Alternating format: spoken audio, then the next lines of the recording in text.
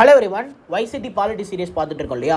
அதில் நம்ம இன்றைக்கி டே 21 இருக்கோம். இன்றைக்கி நம்ம பார்க்க போகிற டாபிக் என்ன அப்படின்னா ராஜ்யசபா. ஸோ கம்ப்ளீட்டாக ராஜ்யசபாவை பற்றி நம்ம இன்றைக்கி இந்த வீடியோவில் முடிச்சிடலாம். ஸோ டிலே பண்ணாமல் நம்ம இன்றைக்கி என்னென்னலாம் இந்த ராஜ்யசபாவில் கேட்டிருக்காங்க ரயில்வே எக்ஸாம்ஸில் அப்படிங்கிறத பார்த்துருவோம். சரியா? Question number 431. For Rajya Sabha membership, the President nominates a dash member on the basics of the excellence in the literature, science, arts and social service, and the rest are elected. Okay, right. ஒன்றும் இல்லை, ராஜ்யசபாவோட total member என்ன அப்படின்னா 250 பேர். இதில் 238 பேரை வந்து என்ன பண்ணுவாங்க அப்படின்னா ஸ்டேட்ஸ் அண்ட் யூனியன் டெரிட்டரிஸோட ரெப்ரசன்டேட்டிவ்ஸாக இருப்பாங்க. சரியா? ஸ்டேட்ஸ் அண்டு யூனியன் டெரிட்டரியோட ரெப்ரசன்டேட்டிவாக இருப்பாங்க. ஸோ இப்போ நம்ம தமிழ்நாடு ராஜ்யசபாவோட டோட்டல் மெம்பர் எத்தனை பேர் அப்படிங்கிறத கமெண்ட் பண்ணுங்கள். சரியா? நிறைய பேருக்கு தெரியும். இதுக்கு முன்னாடியே நான் ப்ரீவியஸ் கிளாஸஸில் சொல்லியிருக்கேன். பர்மார் கிளாஸஸ்லாம் நான் எடுக்கும்போது அப்போயே வந்து நான் உங்களுக்கு சொல்லியிருப்பேன். ஸோ தமிழ்நாடு வந்து பார்த்திங்கன்னா எத்தனை பேர், யார் யாருன்னு எக்ஸாம்பிள்ஸ்லாம் சொல்லியிருப்பேன். ஸோ தமிழ்நாடு, சரியா, தமிழ்நாட்டில் எத்தனை நம்பர் ஆஃப் பீப்புள் வந்து பார்த்திங்கன்னா ராஜ்யசபா எம்பியாக இருக்காங்க, டோட்டல் கவுண்ட் எத்தனை, புரியுதா? இப்போ 234 தொகுதின்னு சொல்கிறாங்க இல்லையா தமிழ்நாட்டுக்கு, அது மாதிரி ராஜ்யசபாவில் தமிழ்நாடோட ரெப்ரசன்டேஷனை ப்ரூவ் பண்ணுறதுக்கு எத்தனை நம்பர் ஆஃப் சீட்ஸ் அப்படின்னு கேட்குறேன். ஸோ புரியுதா? ரைட். ஸோ 238 பேர் states and union territory, Tamil Nadu, Andhra, Karnataka, இந்த மாதிரி எல்லா ஸ்டேட்ஸ் இருக்குல்ல, 28 ஸ்டேட்ஸு, 8 யூனியன் டெரிட்டரியோட ரெப்ரசன்டேட்டிவ்ஸ் 238 பேர். ஸோ ரிமைனிங் எத்தனை பேர் இருப்பாங்க? 12 பேர் இருப்பாங்க. இந்த 12 பேர் எப்படி தேர்ந்தெடுப்பாங்கன்னா, பிரசிடெண்ட் இருக்கார்ல, அவர் வந்து ஆர்ட்ஸ் அப்படின்ற அந்த கலைகளில் அல்லது சயின்ஸில் அல்லது லிட்ரேச்சரில் இல்லைனா ஏதாவது ஒரு சோஷியல் சர்வீஸில் இல்லை வேறு ஏதாவது ஒரு ஃபீல்டில் அவங்க வந்து சிறந்து விளங்கியிருக்காங்க அப்படின்னா அவங்கள என்ன பண்ணுவார் பிரசிடெண்ட் அப்படின்னா வாலண்டியராக ஸோ கூப்பிட்டு இந்த மாதிரி ராஜ்யசபா எம்பி ஆகுங்க அப்படின்னு வந்து சொல்லுவார். ஸோ அதுதான் வந்து என்னது பிரசிடெண்ட்டாக பார்த்து இந்த 12 பேரை நியமிக்கிறாரு. சரியா? இவங்க எத்தனை பேர் ராஜ்யசபா மெம்பர் வந்து நியமிக்கிறாங்க, பிரசிடெண்ட் வந்து நியமிக்கிறாருன்னு தான் கேட்டிருக்காங்க. ஸோ 12 பேரை வந்து பிரசிடெண்ட் நியமிப்பார். ஸோ கிளியராக புரியுதா? ரைட். இதுக்கு முன்னாடி லோக்சபாவில் 552 சீட்ஸ் இருந்தது. அதில் 2 பேர் ஆங்கிலோ இண்டியன்ஸ். ஸோ ஆங்கிலோ இண்டியன்ஸை யார் நியமிக்கிறதா இருந்ததுன்னா பிரசிடெண்ட் நியமிக்கிறதா இருந்தது. இதை என்ன பண்ணிட்டாங்க 2019 அப்படின்னா 2019 104வது சட்ட திருத்தம், so constitution amendment act, Modi government, சரியா, மோடி கேபினெட் வந்து போட்டு என்ன பண்ணிட்டாங்க, ஸோ நமக்கு இந்த ஆங்கிலோ இண்டியன் ரெப்ரசன்டேஷன் வந்து எடுத்துட்டாங்க. ஸோ இதுக்கு முன்னாடி வரைக்கும் இந்த 2 பேர் ப்ளஸ் இந்த 12 பேரை யார் நியமிப்பாங்க? பிரசிடெண்ட் தான் நியமிப்பார். பட் ஆனால் 2019 அப்புறம் இந்த ஆங்கிலோ இண்டியன்ஸை ரிமூவ் பண்ணியாச்சு. அவங்களுக்கான ரெப்ரசன்டேஷன் இல்லை. ஏன்னா அவங்களுடைய டோட்டல் பாப்புலேஷனே ரொம்ப கம்மியாக இருக்குது, அவங்களுக்கு 2 சீட்ஸ்லாம் தேவையில்ல அப்படின்னு சொல்லி அந்த 2 சீட்ஸை தூக்கிட்டாங்க. ஸோ கிளியரா? Right. Question number 432. The Council of States consists of dash members are nominated by the President on the basics of their excellence of literature, science, arts and social service. எந்த அளவுக்கு இம்பார்ட்டண்டான கொஷின்றதை பாருங்கள். ஸோ இது group டியில் கேட்டிருக்கான், இது NTPCயில் கேட்ட question.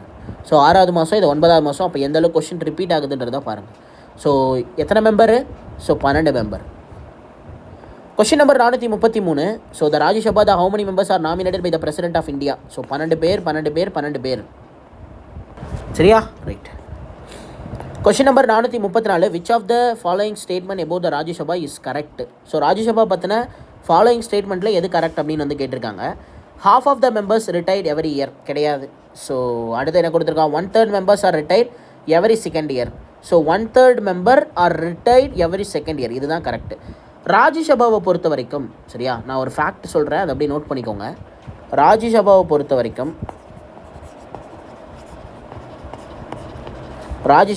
வரைக்கும் ஸோ நம்ம வந்து பார்த்திங்கன்னா பர்மனண்ட் பாடின்னு சொல்லுவோம். சரியா? பர்மனண்ட் பாடி. ஸோ இதை வந்து கலைக்கவே முடியாது. இப்போ லோக்சபான்னு எடுத்துக்கிட்டிங்கன்னா ஒவ்வொரு 5 வருஷத்துக்கு ஒரு தடவையும் கலைஞ்சி திரும்பி புதுசாக எலெக்ஷன் கண்டக்ட் பண்ணி புதுசாக கவர்மெண்ட்டை ஃபார்ம் பண்ணுவாங்க. ஆனால் லோக்சபா இப்படின்னா ராஜ்யசபாவை பொறுத்த வரைக்கும் நம்ம வந்து கலைக்கவே முடியாது, அது எப்பயுமே பர்மனண்ட் பாடி தான். ஸோ இதில் என்ன பண்ணுவாங்கன்னா இதோட டோட்டல் டென்யூர் அப்படிங்கிறது ஒரு எம்பிக்கு 6 வருஷம். ஒவ்வொரு 2 வருஷத்துக்கு ஒரு தடவையும், சரியா, 1/3 ஆஃப் எம்பியை என்ன பண்ணுவாங்க, ஸோ அவங்களோட டென்யூர் முடிஞ்சு போயிடும். தென் எலெக்ஷன் கண்டக்ட் பண்ணி திரும்பி அவங்கள உள்ளார அனுப்புவாங்க. புரியுதா? 1/3 ஆஃப் மெம்பர், 1/3 ஆஃப் மெம்பரை என்ன பண்ணுவாங்க, அதாவது கிட்டத்தட்ட மொத்தமாக 250 சீட்டு ராஜ்யசபாவுக்கு. ஸோ அதில் 1/3 அப்படின்னா நம்ம எத்தனை பேர், 80 80 80 அப்படின்ற இந்த கவுண்ட்டுக்கு என்ன பண்ணுவாங்க, ஒரு அப்ராக்சிமேட்டாக தான் சொல்கிறேன், எக்ஸாக்டாக சொல்ல. ஸோ 80 80 80ன்னு சொல்லி அவங்களுக்கு என்ன பண்ணுவாங்கன்னா ஒவ்வொரு 2 வருஷத்துக்கு ஒரு தடவை எலெக்ஷனை நடத்தி அவங்கள ரீப்ளேஸ் பண்ணிகிட்டே இருப்பாங்க. ஸோ 5 வருஷத்துக்கு ஒரு தடவை எலெக்ஷன் நடந்தது அப்படின்னா அது நமக்கு லோக்சபா. ஒவ்வொரு 2 வருஷத்துக்கு ஒரு தடவையும் 1/3 ஆஃப் பீப்புளுக்கு எலெக்ஷன் வைக்கிறாங்க அப்படின்னா that is called Rajya Sabha. So கிளியரா? ஸோ லோக்சபாவோட டென்யூர் 5 வருஷம், ராஜ்யசபாவோட டென்யூர் 6 வருஷம். ராஜ்யசபா பர்மனன்ட் பாடி, அது பர்மனன்ட் பாடி கிடையாது. ஸோ அதே மாதிரி 2 வருஷத்துக்கு ஒரு தடவை 1/3 ஆஃப் மெம்பருக்கு எலெக்ஷன் வைப்பாங்க. ஸோ புரிஞ்சிருக்கும்னு நினைக்கிறேன். அதான் இங்கே கொடுத்துருக்காங்க. Which of the following statement is correct about the Rajya Sabha. ராஜ்யசபாவை பற்றின எந்த ஸ்டேட்மெண்ட் கரெக்டானு கேட்டிருக்கான். So 1/3 of member retire every second year. ஒவ்வொரு 2 வருஷத்துக்கு ஒரு தடவையும். ஸோ 1/3 ஆஃப் த மெம்பர் அப்படிங்கிறவங்க என்ன பண்ணுவாங்க, ரிட்டையர் பண்ணுவாங்க. ஸோ நல்ல தெளிவாக இருக்கணும். 1/3 of the member retire every year கிடையாது, சரியா? எவரி செகண்ட் இயர், ஒவ்வொரு 2 வருஷத்துக்கு ஒரு தடவையும்.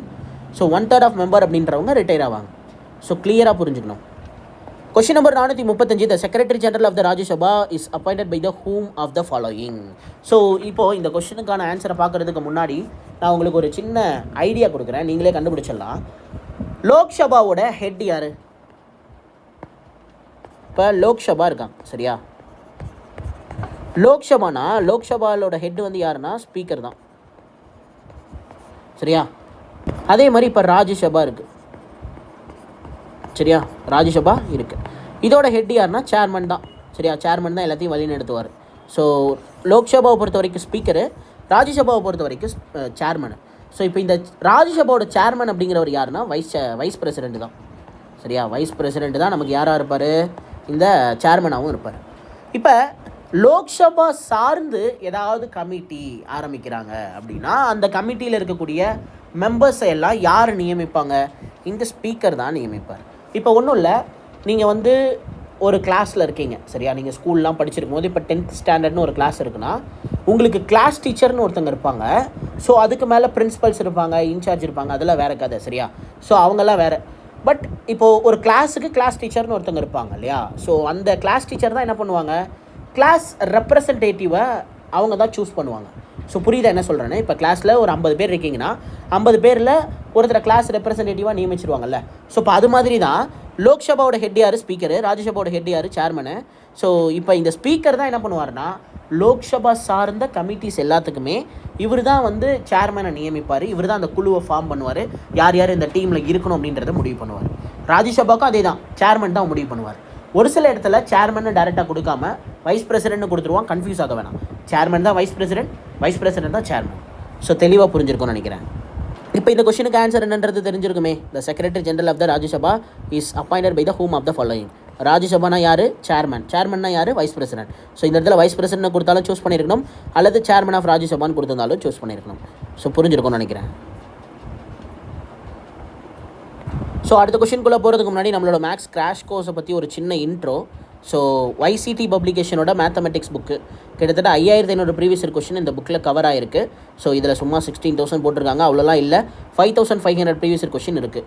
ஸோ இதில் A to Z எல்லா கொஸ்டினுமே ஒரு கொஸ்டின் கூட ஸ்கிப் பண்ணாமல் ஒரு டாப்பிக்னு எடுத்துட்டிங்கன்னா அதில் ஒரு 300 கொஸ்டின் இருக்குது, 400 கொஸ்டின் இருக்குன்னா எல்லா கொஸ்டினுமே கம்ப்ளீட் பண்ணியிருப்பேன். ஸோ இப்போ ஆல்ரெடி நான் இது வந்து பார்த்திங்கன்னா ஒரு 4 டாபிக் வந்து ஃப்ரீயாக யூடியூப்பில் கொடுத்துருக்கேன். ஸோ ரிமைனிங் டாபிக்ஸ் எல்லாமே நமக்கு வந்து பார்த்திங்கன்னா நம்மளோட கோர்ஸில் கவர் ஆகும்.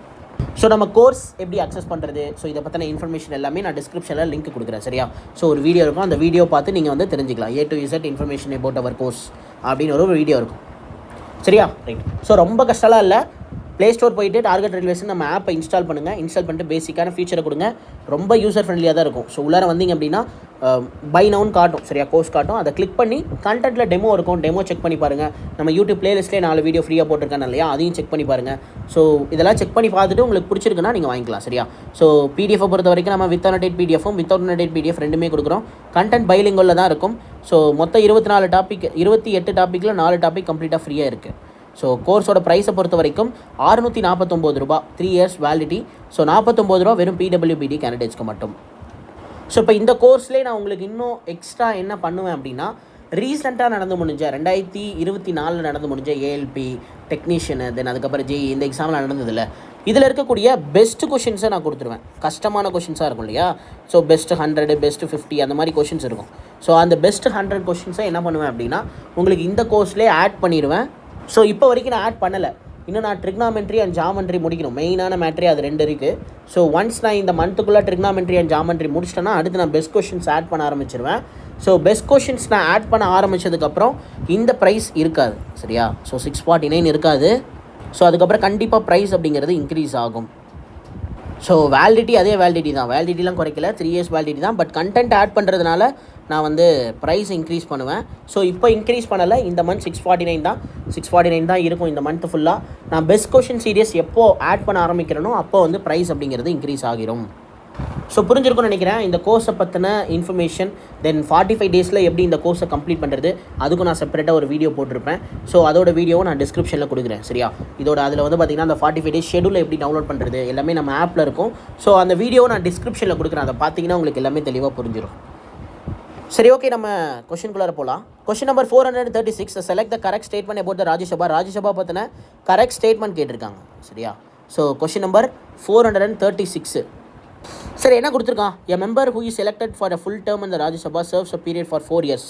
ஸோ நான் சொன்னேன், ராஜ்யசபாவில் ஒரு எம்பியை செலக்ட் பண்ணுறாங்கன்னா 4 வருஷம் கிடையாது, 6 வருஷம் அப்படின்னு சொல்லியிருக்கேன். அவங்களோட டென்யூர் எத்தனை வருஷம்?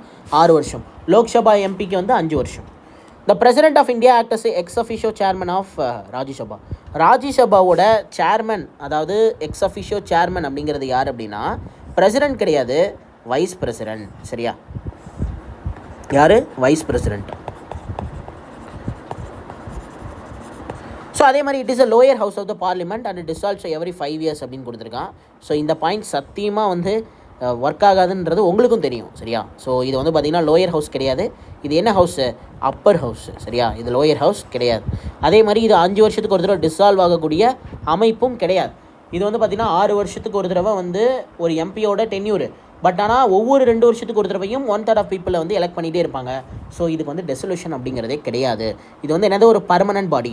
ஸோ அப்போ இதுவும் தப்பா, ரைட்? ஸோ அப்போ ஆட்டோமேட்டிக்காக ஆப்ஷன் 4 தான் கரெக்டாக இருக்க போது. அதில் என்ன கொடுத்துருக்காங்கன்றதை பார்ப்போம்.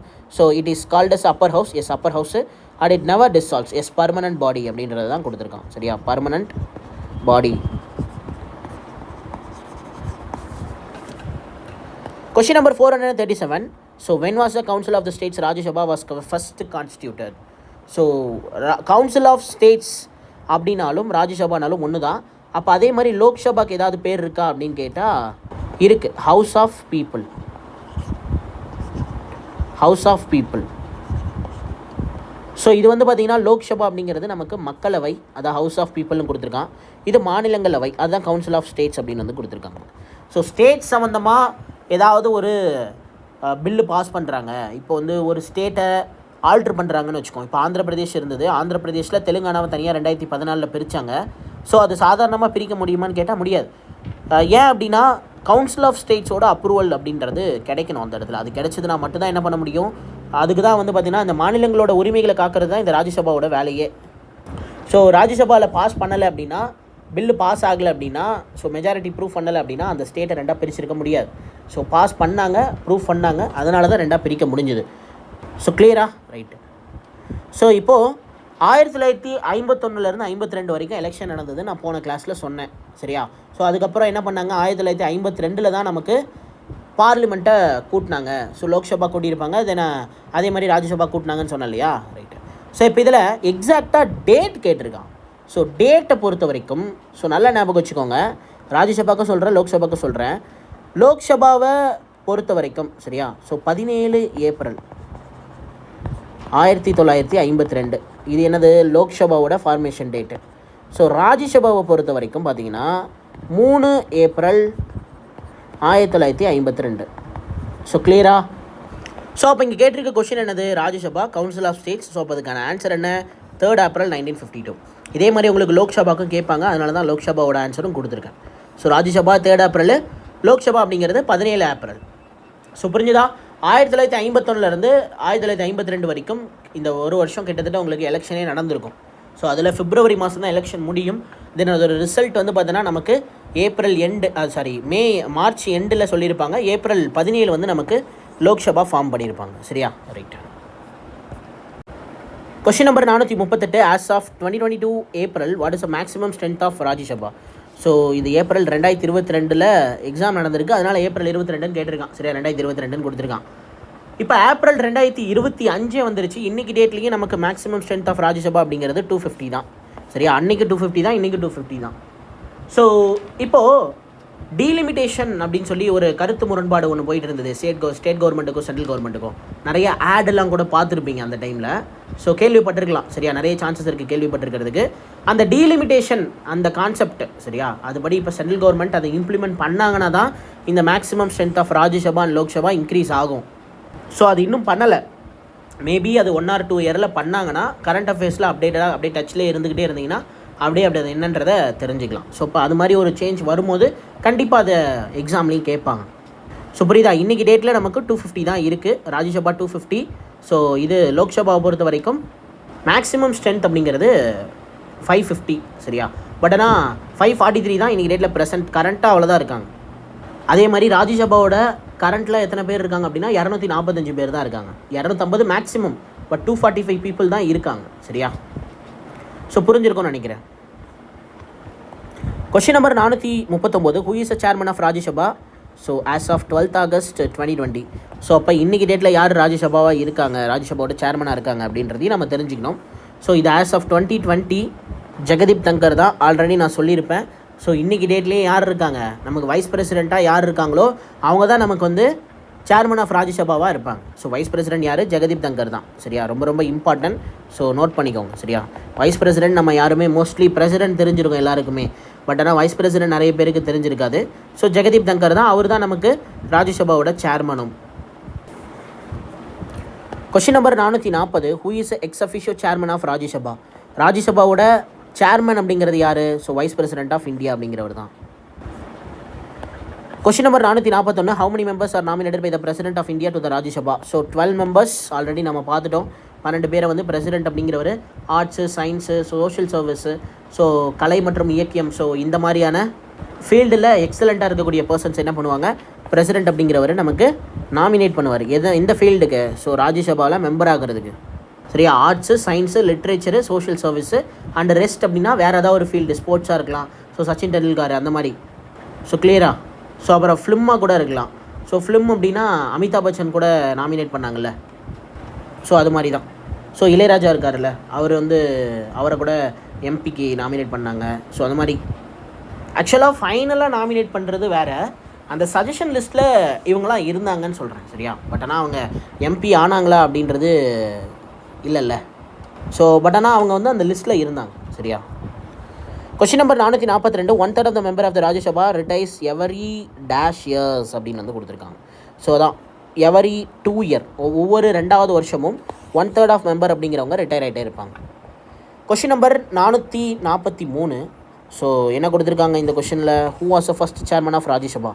ராஜ்யசபாவோட முதல் சேர்மன் யார் அப்படின்னு கேட்டிருக்காங்க. அப்போ நமக்கு என்ன தெரியணும், ஃபஸ்ட்டு வைஸ் பிரசிடெண்ட் தெரிஞ்சது அப்படின்னா வேலை முடிஞ்சது. கரெக்டாக, ஃபஸ்ட்டு வைஸ் பிரசிடெண்ட் அப்படிங்கிறவர் யார்? ஸோ செரவப்பிள்ளை ராதாகிருஷ்ணன், செரவப்பள்ளி ராதாகிருஷ்ணன். ஸோ இவருடைய பர்த்டேவை தான் நம்ம என்ன பண்ணுறோம், ஸோ டீச்சர்ஸ் டேவாக கொண்டாடிட்டு இருக்கோம். So September 5. Question number 444, the parliament doesn't have a power to make a laws on the subject, including in the list 2 of the schedule 7th of the Indian constitution. So the which of the following option exception to the general rule?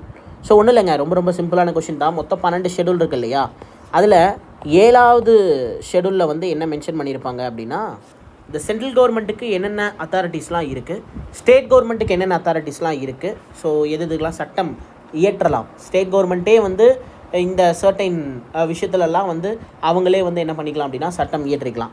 ஒரு சில விஷயத்துக்கு central கவர்மெண்ட்டோட கண்ட்ரோலில் தான் வரும். இப்போ for எக்ஸாம்பிளுக்கு பார்த்தீங்க அப்படின்னா போலீஸ் அப்படின்றது காவல்துறை ஃபுல் அண்ட் ஃபுல் யாரோட கண்ட்ரோலில் இருக்குது, ஸ்டேட் கவர்மெண்ட்டோட கண்ட்ரோலில் இருக்குது.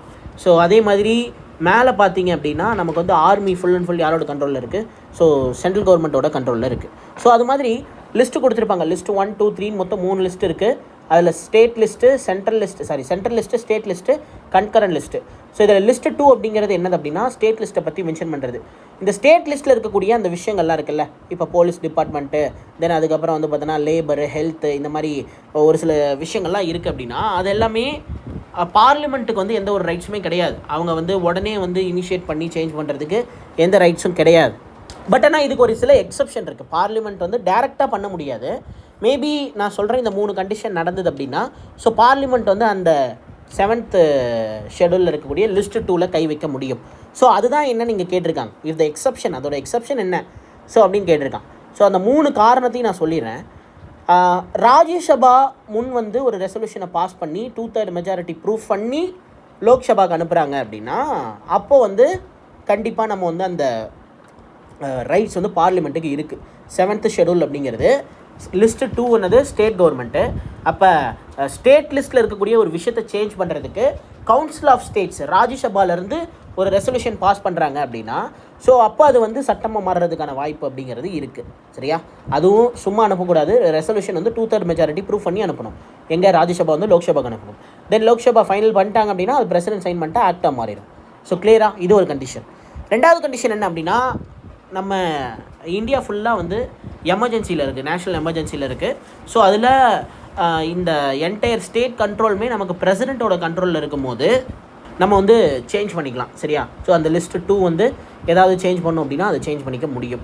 ஸோ அடுத்ததாக 3வது கான்செப்ட் என்ன அப்படின்னா 2 அல்லது 2க்கு மேற்பட்ட ஸ்டேட், இப்போ தமிழ்நாடும் கேரளாவும் சேர்ந்து ஸோ இந்த ஸ்டேட் லிஸ்ட்டில் இந்த விஷயம் இருக்குல்ல அதை வந்து எங்களால் செயல்படுத்த முடியல, நீங்கள் வந்து அது கன்கரண்ட் லிஸ்ட்லையோ எங்களுக்கு சென்ட்ரல் கவர்மெண்ட்டோட சப்போர்ட் கொஞ்சமாக வேணும், அப்படி இல்லைனா நீங்களே எடுத்துக்கோங்க அப்படின்னு அவங்க சொல்கிறாங்க. ஒரு 3-4 ஸ்டேட்ஸ் சேர்ந்து சொல்கிறாங்க அப்படின்னா ஸோ அப்போ அப்படி இருக்கும்போது என்ன அப்படின்னா பார்லிமெண்ட்டுக்கு வந்து ரைட்ஸ் இருக்குது. மெஜாரிட்டி ப்ரூஃப் பண்ணாங்கன்னா கண்டிப்பாக அந்த லிஸ்ட் 2ல் கை வைக்க முடியும். சரியா? ஸோ இப்போ இங்கே எக்ஸப்ஷன் தான் என்னென்னு கேட்டிருக்கான். ஸோ இப்போ அதை ஃபஸ்ட்டு படிப்போமா? Right. If prime minister as the parliament so இப்போ பிரைம் மினிஸ்டர் இருக்கார், அவர் வந்து இதை மாற்றிருப்பா அப்படின்னா மாற்றிடுவாங்களா? முடியாது. ஏன்னா இது வந்து ஜனநாயக நாடு. சரியா? ஸோ இது வந்து குடியரசு நாடு. ஸோ இந்தியா வந்து பார்த்திங்கன்னா ஒரு டெமோக்ராட்டிக் கண்ட்ரி. ஸோ கிளியர் தானே? ரைட். இது Rajya Sabha bosses resolution to this effect. S இதுதான் வந்து கரெக்டான ஆன்சர். ஸோ இங்கே என்ன கொடுத்துருக்கான், it is Rajya Sabha bosses the resolution to this effect. Rajya Sabha ஒரு ரெசல்யூஷனை பாஸ் பண்ணாங்க அப்படின்னா அது நடைமுறைக்கு வரதுக்கான சாத்தியம் அப்படிங்கிறது இருக்குது. The governor of the state certifies its necessity. So governor of the state வந்து இந்த மாதிரி ஆமாம் இதை வந்து ஸ்டேட் லிஸ்ட்லேருந்து கன்கரண்ட் லிஸ்ட்டை மாற்றுங்க அப்படின்னு சொல்லி அவங்க சொல்கிறாங்க அப்படின்னா அப்போ மாற்றிடுவாங்களா? முடியாது. கவர்னர் வந்து ஒரு அட்வைசரி பாடி, சென்ட்ரல் கவர்மெண்ட்டோட ஒரு ரெப்ரசன்டேட்டிவ். ஸோ இங்கே என்ன நடக்குது, அதாவது சென்ட்ரல் கவர்மெண்ட் வந்து ஃபுல் அண்ட் ஃபுல் கண்ட்ரோல் இல்லாமல் போயிடக்கூடாது ஸ்டேட் கவர்மெண்ட் அப்படிங்கிறதுனால ஒரு ஆளை உட்கார வச்சுருக்காங்க. அவருடைய வேலை என்ன அப்படின்னா இவங்க ஸ்டேட் கவர்மெண்ட்டில் இருக்கக்கூடிய அமைச்சர்கள் சொல்கிறத கேட்டு நடக்கிறது தான் கவர்மெண்ட்டோட வேலையே. எப்படி பிரசிடெண்ட்டோ அதே மாதிரி. ஸோ அப்போ 3rd பாயிண்ட்டும் தப்பு. 4th பாயிண்ட் என்ன கொடுத்துருக்காங்க, if the judiciary as the parliament to so. So இப்போ சுப்ரீம் கோர்ட் வந்து இந்த மாதிரி ஸ்டேட் லிஸ்ட்டில் இருக்கிறத நீங்கள் வந்து என்ன பண்ணுங்க அப்படின்னா இதில் மாற்றுங்க, அது கன்கரண்ட் லிஸ்ட்லேயோ அல்லது யூனியன் லிஸ்ட்லேயோ மாற்றுங்க அப்படின்னு சொல்கிறாங்க அப்படின்னா அப்போ மாற்ற முடியுமான்னு கேட்டால் அப்பயும் இல்லை. ராஜ்யசபாவோட அனுமதி இல்லாமல் ஸ்டேட் சம்மந்தப்பட்ட எந்த விஷயத்துலையும் நம்மளால் கான்ஸ்டியூஷன் புக்கில் திருத்தம் செய்ய முடியாது. ராஜ்யசபாவோட ஒப்புதல் அப்படிங்கிறது இருக்கணும். ஸோ புரியுதா? ரைட்டு. ஸோ இதுதான் வந்து பார்த்தோன்னா நம்ம வந்து கூட்டாட்சி, ஆனாலும் வந்து பார்த்தோன்னா மோர் யூனிட்டரி அப்படின்னு சொல்லலாம். சரியா? இப்போ இங்கே சொல்கிறாங்க இல்லையா, ஸ்டேட் கவர்மெண்ட் சம்மந்தப்பட்ட விஷயத்தை ராஜ்யசபா இல்லாமல் பண்ண முடியாதுன்ற அந்த விஷயந்தான் ஃபெடரல் கவர்மெண்ட்டை ரெப்ரசன்ட் பண்ணுது. பட் ஆனால் அதோட சுப்ரீம் அத்தாரிட்டி வந்து சென்ட்ரல் கவர்மெண்ட்டோட கண்ட்ரோல்லே இருக்கு இல்லையா, அதனால தான் ஃபெடரல் பட் யூனிட்டரி அப்படின்னு சொல்லுவாங்க. சரியா? மோர் யூனிட்டரி அப்படின்ற மாதிரி சொல்லுவாங்க. ஸோ இந்தியான்றது ஒரே நாடாக கட்டமைக்கணும் அப்படின்ற மாதிரி யோசிக்கிறாங்க. சரியா? ஸோ நம்ம வந்து அமெரிக்காவில் வந்து தனித்தனி ஸ்டேட்ஸ் 2 சிட்டிசன்ஷிப்லாம் அங்கே கொடுப்பாங்க. ஸோ யூஎஸ்ஏ சிட்டிசன்ஷிப் ஒன்று இருக்கும். தென் அதே மாதிரி வந்து பார்த்திங்கன்னா உங்களுக்கு அந்த தனித்தனி ஸ்டேட்டோட சிட்டிசன்ஷிப் அப்படின்றது இருக்கும். இப்போ கனடான்னு எடுத்துக்கிட்டிங்கன்னா கனடான் சிட்டிசன்ஷிப் தனியாக இருக்கும். அதே மாதிரி ஓவராலாக யூஎஸ்ஏ சிட்டிசன்ஷிப் இருக்கும். ஸோ இப்போ இங்கே அப்படி இல்லை, தமிழ்நாடு சிட்டிசன் ஏதாவது இருக்கா? இல்லையே. ஸோ தான் யூனிட்டரி பட் ஃபெடரல்.